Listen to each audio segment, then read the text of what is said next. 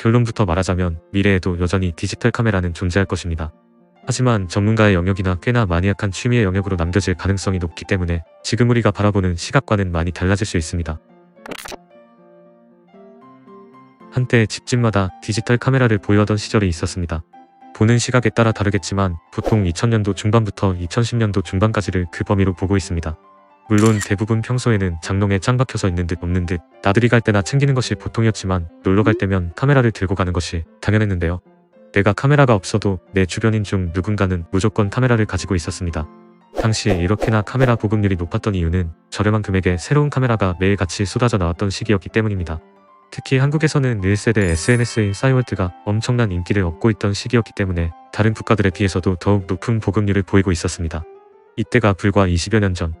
이때만 하더라도 수많은 브랜드에서 한 달에 몇 개씩 신제품이 쏟아져 나왔지만 2010년도에 들어서면서부터 그 속도가 둔화되기 시작하였습니다.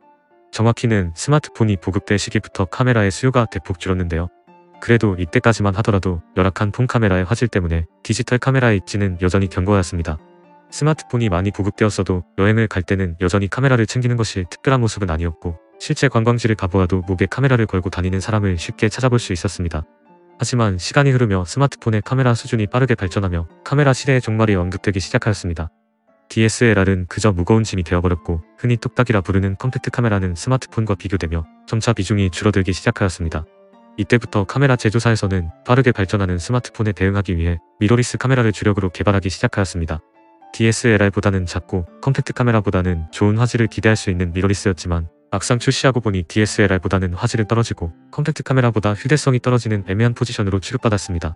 더욱이 초기에는 미러리스 카메라 렌즈가 많지 않았기 때문에 기존 SLR 카메라 사용자들이 쉽게 미러리스로 전향하지 못하는 경우도 많았습니다. 물론 SLR 렌즈를 사용할 수 있게 만들어주는 어댑터가 있기는 했지만 줄어드는 화각에서 오는 손해와 미러리스의 장점 중 하나였던 작고 가벼운 무게를 포기해야 했기 때문에 한때는 카메라 사용자들이 미러리스를 하대하는 경향을 보이기도 했습니다. 불과 10여 년 전 일인데 참 격세지감이 느껴지네요. 하지만 미러리스 또한 빠르게 발전하기 시작하였고 미러리스 전용 렌즈가 지속적으로 개발되면서 SLR을 고수하던 사용자들조차 미러리스로 전향하면서 디지털 카메라 시장은 제2의 부흥기를 맞이하게 됩니다. 미러리스 시장의 확대는 익서스, 쿨픽스, 타임픽스 등 한때 시장의 중심에 있었던 제품들이 하나씩 사라지거나 축소하게 만드는 계기가 되었고 이제 카메라 시장이 더 이상 일반인의 범주가 아니게 되는 것을 의미하게 되었습니다. 기술적으로 정점에 다다른 카메라의 광학 기술은 이제 개인의 취향과 표현력의 차이일 뿐 더 이상 구현 능력의 차이를 운운하기 어려운 정도가 되었습니다. 그나마 센서의 발전으로 디지털 카메라는 마지막 도약을 하게 되는데요. 더욱 고차원의 프로세서를 탑재하며 더욱 빠르고 정확한 구현이 가능해지게 됩니다. 사람이나 동물의 안면을 인식하기도 하고 AI의 탑재로 과거에는 단순히 광량의 상태에 따라 기계적으로 노출만 조절해주던 자동 기능이 지금은 다양한 요소를 고려하여 상황에 알맞는 보정까지 해주고 있습니다. 하지만 이것이 카메라만의 장점은 아닌데요. 이런 센서의 발전은 필연적으로 스마트폰 카메라의 성능에도 긍정적으로 적용되기 시작하였습니다. 어떤 부분에서는 이미 디지털 카메라 이상의 성능을 뽐내고 있기도 하며 앞으로도 계속하여 발전할 여지를 보여주고 있기도 합니다. 물론 지금도 카메라와 스마트폰의 화질을 비교한다면 당연히 디지털 카메라의 사진 품질이 압도적으로 좋습니다. 물리적인 크기에서 오는 차이는 아직 좁히기 힘든 영역이니까요. 하지만 이 간격은 빠르게 좁혀지게 될 것이라는 건 이미 대부분의 사람이 인지하고 있는 내용입니다.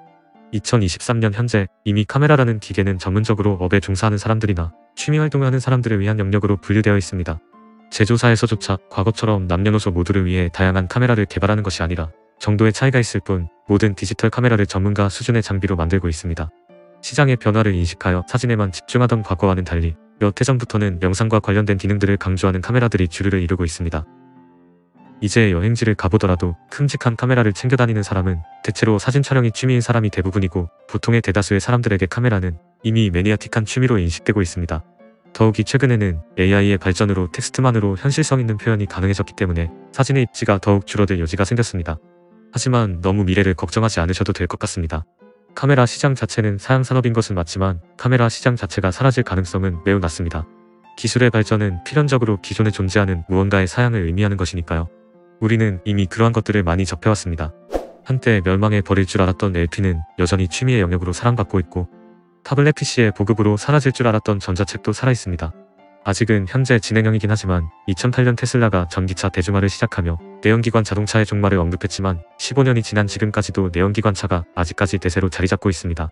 다른 영역으로 갈 것도 없이 당장 필름 카메라만 보더라도 취미의 영역으로 널리 사랑받고 있습니다.